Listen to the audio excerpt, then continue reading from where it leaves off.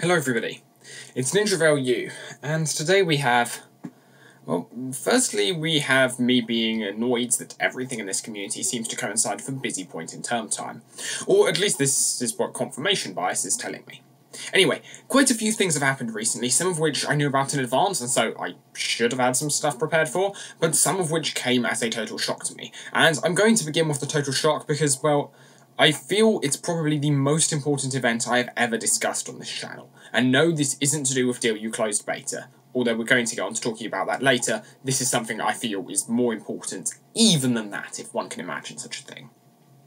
I report on lots of things in this community. I've spent loads and loads of time in the community and have seen it develop and go through huge changes. Almost every change I've seen has come with a downside, but there's always been a net positive or a silver lining I could find somewhere.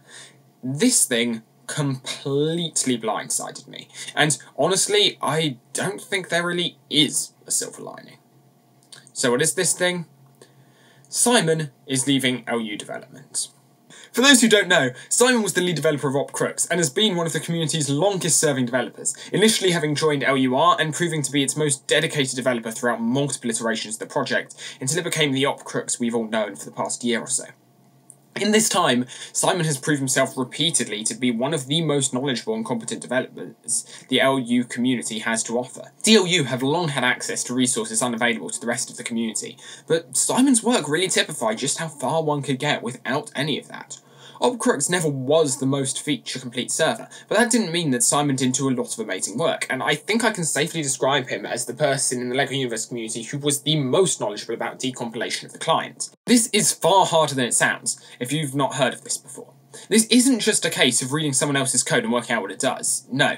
This is a case of taking code with no variable names, no function names, code in which there is nothing to tell you what level of abstraction you're working with, code which includes basically the entire running of the game, and working out which parts of it do what. I'm not doing this justice because, honestly, I don't understand it well enough. We are talking putting virtually an entire game into a single file, removing literally anything to tell you what does what, and in a file which has to handle everything down to the smallest of the operations the game performs. It's a pretty amazing and very, very impressive thing to be good at. So yeah, this is a huge, huge loss to the community, which is why I thought it was important to cover it as soon as possible. I do really want to talk about other happy topics in this video, but I also don't want to rush this. Simon really does deserve a huge amount of credit for his years of dedication to this, and I am so sad to see him stop development. Although I hope he might no longer enjoy having the stress of basically single-handedly running one of the largest server projects. Anyway, I wanted to take the opportunity to read out his own statement on this. I know this might be a bummer, but I've been playing with the idea of retiring from the LEGO Universe server development for a bunch of time. Although I've contributed a lot to the development, whilst working in a total of 3 server emulators over the years somewhat successfully, spending thousands of hours on researching and implementing features of LU, I feel like my work has always been underappreciated and not recognised, like it didn't matter at all. I don't want to continue to contribute on something just for it to be completely worthless in the end. Due to childish personal issues with me from a long time ago, things didn't get better as I wished. Honestly, I feel like the LU server emulators will die in the long run due to a lack of developers who want to stay. I don't know if I will ever join the community again. I don't see a future in OpCrux anymore. All focus is shifted on DLU, and I can't work on everything alone. Due to Neil's opposition of me joining DLU, I don't see a future for me on DLU either. Therefore, I will retire as a dev. To not be that of an evil person, I will open up the OpCrux stage server, with removed chat for safety reasons, for a limited time frame, so everyone who wants can play what OpCrux offers at the moment. Server IP, play.opcrux.org. Please also disable UGC in your boots.cfg, otherwise your clients will crash when loading a thumbnail for your rocket in your inventory. Have a nice time. Simon Nietzsche, owner and developer of Operation Crux. I hope I pronounced your surname right. It's Nietzsche like the philosopher, right? I hope. And yes, I'm sure many of you will be reading this and hearing, public server to join! And yeah, you're right about that, but I also think this discusses other important points that aren't really aired as much in the community. Firstly, let's just discuss Simon feeling underappreciated. Honestly, I feel like I've probably played my own part in this one compared with other projects. I've always been amazed at the amount of work Simon's put out, but I haven't ever really focused as much on OpCrux as I have on projects such as Uchu and DLU, and I don't think it's just me. I think this has been the attitude of a lot of the community. OpCrux wasn't the huge name everybody knew about like DLU. It wasn't the new kid on the block, the open source server like Uchu. It wasn't the challenger to DLU that initially rose from almost nowhere like LCDRU. It kind of felt like DLU in terms of qualities such as ethos, but for most of the public lifespan it didn't get as much focus because it didn't have the same linear quest chain progression as DLU. That's not to say it wasn't an impressive server. Although Simon hadn't focused as heavily on the main quest chain, he had worked on things such as racing, which were pretty much unique to OpCrux. The issue was more that it was just harder to show off small individual features on a server than one linear quest chain. And then we got that max exodus to DLU, with Vincent, LCDR, and now Mick, although more on that later, moving over to DLU. Suddenly DLU went from a project that was honestly a bit overhyped, with LCDRU having more features than it almost from its initial release for the next year or so, and with even the new Uchu easily rivaling it in terms of content pretty quickly, to being the centre for almost all developers in the community. It was a huge shift, which really changed the landscape of the community, and which I guess really put the nail in OpCrux's coffin from Simon's perspective. Previously, it had seemed possible that any project could be the first one, and whilst sure DLU had the greatest player base for now, we all knew whichever server released first would get by far the most hype and largest number of players. Everyone in the community will tell you that it's not a race to finish first, and that the projects work together on things, and to some extent this is true. People aren't doing this solely for the sake of coming first. Everyone does work together, but there is also a lot of benefits to coming first, and so it definitely has been an incentive for people. Especially to Simon, who didn't feel like he'd got much recognition to this point. At least there was this possibility that if he finished first, he might finally get that. But DLU's sudden advantage must seriously have changed things. With that, OpCrux went open source and public, but it didn't change things enough. Unfortunately, OpCrux was just too hard to set up for most of the community, and so it never became anything like Uchu. Simon kept working on it, but then recently we had all the attention given to DLU by LEGO in the Bits and Bricks podcast, with lots of references to DLU, as though it was the sum total of the community, which must have felt like a huge slap in the face. Imagine this, you have dedicated years of your life to this, and yet when the people basically for whom you've been doing this, I mean, it's not directly for LEGO, but it's for the community, and LEGO is doing this stuff for the community now themselves, so you're working to the same goal, and to have that just be completely ignored, I don't blame him. It's awful. And then there's the huge issue of, well, amongst other things, me spreading misinformation because I don't know the difference between a DDoS and a DOS attack. A DDoS is launched by many computers ganging up on one server, while a DOS attack is launched from a single computer. What Simon references when he refers to childishness is basically something that he did as part of LUR. A few years ago during DLU's alpha, he basically subjected their server to a large amount of traffic and caused problems for them. This is like quite an easy way to kind of attack a server without too much effort, although it's not a negligible amount. This was not right by any means, and I am not going to advocate anyone DOSing DLU. But I believe almost everyone in the community has kind of accepted this was wrong. People have apologised, and I don't think any of DLU's devs have held it against him, especially with all the research he does that benefits not only OpCrux, but all of the projects. He's always been very, very open in all of the research he's done. Unfortunately, however, as we see in this, Neil, DLU's community manager, seems to not have quite forgiven him over this, and has been blocking his way into DLU, while he's been willing to join and has more than shown an ability to do so.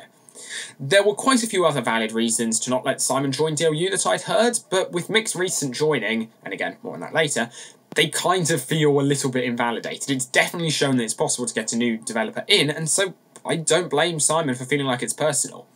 Neil also isn't a member of the development channel NowUCH, which is where most of Simon's amazing work gets posted, meaning that he probably doesn't realise that Simon is no longer the kid who got upset at DLU and DOSed them. In other words, this is just genuinely sad. It seems like most of the problems here stem from primarily a lack of understanding between parties. I don't think Neil really knows who Simon is, or why he'd make such a valuable addition to the team, since he avoids the main community hubs where Simon posts, and so Simon's just the DOS guy. It's a huge shame, and I hope that for everyone involved this can be sorted out. On top of this, Simon's not the only person who's done slightly suspect things in the community and joined or been a part of DLU. Lots of people have made mistakes in this community, myself definitely included. We were all young at one point, but we've all grown a lot. This was a kid's game, and in terms of maturity, many of us were still very young when we joined, and so probably all said and did things we regret. Simon just got unlucky that he happened to be competent enough at that age that he actually managed to do something significant, because, let's face it, at that age, I just had my words. And so, in amongst a large amount of community drama, here lies OpCrux, and I genuinely think this is insanely sad. For those of you who heard this and were solely interested in the server being public, firstly, I am honestly disappointed in you. This is someone being forced to throw away years of their life. This is a hugely sad thing, not just an opportunity to play on a server. But there is a middle ground as well. Being sad as to how things turned out for Simon, but also being interested to see the fruits of his labours. This is completely valid, and it's what Simon deserves. He deserves people to really care. And in that case, you can find the statement I read out earlier on opcrux.org, which is Simon's website. You'll also need to download a client and change the boot.cfg file. See lusprojects.github.io for more information on that. But then you'll be able to join Simon's server, which should be up for about a month as of recording this. I don't recommend using this just as a chance to get to play on a server. I hope everyone here takes the time to really appreciate Simon's position. But for now, I think that the best thing any of us can do is to show how much we appreciated all that work. Playing on the server he spent so much time making. I personally have a lot of work for university at the moment, as I've already complained about, but in a week or so I'll be on a holiday and I fully intend on playing, and if I can get things working again, hopefully live streaming on OpCrux, and so I will really hope to see all of you around. With that said, I don't want to take away from everything that's happened recently for Simon. I really don't think there are any silver linings to that scenario. However, some other more positive events have been happening in the community recently. Firstly, as I'm sure many people have heard by now, DLU recently began to prepare in earnest for closed beta, and now it seems like it's mostly the legal stuff they're ironing out. There are definitely still bugs in the game, so I wouldn't say it's completed up to Nile Forest at the moment, but huge progress has been made, and I get the feeling that they don't hugely mind if there are a few unimplemented or buggy things lying around in each world. I have a video I've already recorded, but which was quite a large editing job for Vicey because it was entirely unscripted, which will probably be coming out after this one, just going through all the changes and updates which have been made public recently on DLU. Okay, made public is probably the wrong word because it's not DLU, but which have been added to the DLU testing server recently. For people who haven't seen this announcement, you might be wondering what legal stuff is going on. Is LEGO attempting to shut down DLU or something? The answer to this is, fortunately, a very resounding no. In particular, it seems that LEGO... Wait, no, sorry. If I'm using the word LEGO, as LEGO would want me to, it must be used as an adjective, so I should say the LEGO Group, or TLG as we normally call them, have been giving DLU a lot of advice on what they can do to accept donations, and this has culminated in DLU looking at obtaining legal non-for-profit status. Anyway, in their blog post, the blog post which managed to crash their website, the team listed the following priorities, and to clarify, the reason it crashed the website was because so many people were interested in reading it. 1. Legal work, including properly becoming a non-profit organisation to take donations. 2. Critical tester reported bugs that haven't already been fixed. 3. A website overhaul and beta applications. Note that they specify critical tester bugs. We shouldn't expect the completely live accurate experience that was suggested originally, but honestly, that really doesn't matter, and, like, we know I'm normally one to complain when DLU don't live up to what they promise, but even I'm not complaining. There will be things that don't work, but even if they released closed beta today, everything holds together insanely well, and it's a really, really fun experience to play through everything. As for the website overhaul and applications, as I write, the website is currently reasonably buggy if you attempt to access your account page, as attempts are made to update it in preparation for closed beta. However, this is what we've heard thus far. We've heard primarily suggestions that, yeah, you'll be applying to closed beta via the website, which I guess is hugely, important for DLU because they probably have lots of people on the website who have perhaps made multiple accounts, for instance, and then forgotten about them, so there are lots of accounts that are probably entirely forgotten about. I mean, I'm pretty certain I set up an account on DLU before the forums existed, and then completely forgot about it until a few months later, when I just created the Ninja LU account. So, yeah, there are definitely loads of accounts lying around, I'm sure. So yes, there are updates that need to be made for closed beta. Other announcements with regards to closed beta revolve around some stuff people who watched my interview with Darwin will have a fair sense of. They'll be letting in 25 new players every week, unless there are problems with the server including this, but there will also be other ways to get in, such as giveaways on Twitter. And to answer a common question, 25 players per week doesn't mean you only get in for that week. That means you will be permanently added to the list of testers. I know lots of people are concerned that, hey, we've been waiting here ages, and now a load of new people are going to come in and steal our keys, and yeah, it's somewhat true, but there are two things worth remembering. Unless you were truly one of the original people on the Looney SourceForge forums, you are, by definition, someone who's come and has lowered the chance of someone else getting a key. Everyone here is doing that to someone, somewhere. And secondly, the odds of you getting in here will still be far larger than they have been in the past. With 25 people being let in per week, in 6 weeks they'll have already doubled their number of testers. The number of people looking at DLU probably hasn't done much more than double since the last testing phase, which means your odds of getting in the first month will probably be higher than they have been at any other point to date.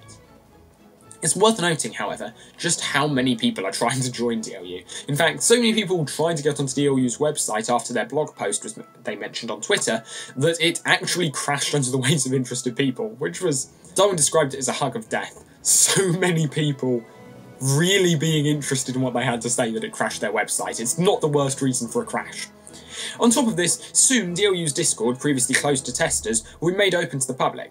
This will have a huge impact on the community, given that I suspect it will, on opening, quickly become the largest LEGO Universe Discord server out there, and I suspect will very quickly rival the LUCH in terms of numbers. So yeah, DLU is reaching the stage where, honestly, it's worth being excited about your chances of getting in, and the gameplay experience really is enjoyable and very accurate to live.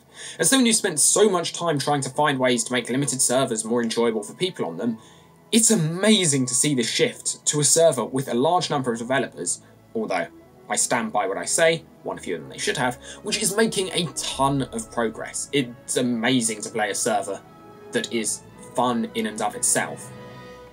And so, speaking of a large number of developers, the final piece of news for today is that some guy you might never have heard of, called Mick, has just joined DLU. Those of you who watched my New Year's video may well remember me mentioning Mick as the person who took over Uchu after Winston left. He's a very competent developer and programmer with experience in high-pressure programming environments, and so he is a huge asset to the team. He's had a lot of experience working with server stability on Uchu over the past months, and yeah, he will just be a huge asset to them. For what it's worth, I also have to give him huge credit for the community he's built with Uchu. He's managed to get away from most of the toxicity that plagues large parts of the LU community to build a section of the community that was just, you know, actually pretty positive. He will still be working for Uchu in a more managerial sense, and so this will continue, but he'll be stepping down from taking an active role in the programming of the server, leaving much of it in the hands of the Nexus Avenger and Zeop, both of whom have continued to be involved with the server actively. From my perspective, though, it feels like we really are reaching the end of the LU community being a large number of smaller servers. I'm not saying that things like Uchu aren't going to be worked on from now on. They are, and I'm not in any way belittling the work put in by people like the Nexus Avenger and Zeop. I feel like they're still working hard, they still deserve all the credit they can get. However, there are just, at this stage, so many advantages for working with DLU that, just like Mick, when given the opportunity to work on a server where one can feel as though the pressures don't lie solely on one's own shoulders, they'll take it, and I suspect it's going to be the case that people who do make significant progress on servers like Uchu will quickly be contacted by DLU, and again, hopefully they do contact Simon at some point. But it's reached the stage where DLU has almost reached, to borrow some sort of physics analogy, DLU has reached a critical mass, whereby, like, if there are other servers nearby, things are no longer looking particularly stable for them. They will not orbit DLU, they will succumb to its gravitational pull and form a singularity. I'm realising I'm not certain singularities are actually related to the concept of critical mass. I think that's more used in, like, neutron decay, but anyway. Physics interlude from Ninja, woo! I feel like Simon was carrying a huge amount of weight on his shoulders, which led to his decision, and hopefully DLU can move on with rather than without him. And I'm coming back to this for the end because DLU has been taking on so many people. They really, for their own sake if nothing else, they should take on Simon because it gets the work more evenly distributed, it gets more work done, and he is very competent. It's not like he would hold back development in any way. And for me, this is particularly interesting, this whole thing with coming down to a smaller number of actively developed servers. A community where the majority of people will probably be on a Discord with up-to-date information about testing, and where the vast majority of work is all concentrated onto a single server.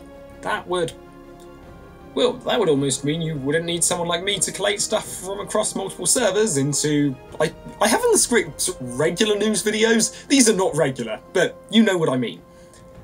I joke, but hopefully soon we will have more channels covering this stuff in a well-informed fashion. I am not a YouTuber. I'm just someone who is annoyed with things being misrepresented, and soon that will hopefully no longer be possible, meaning I can let the professionals take over.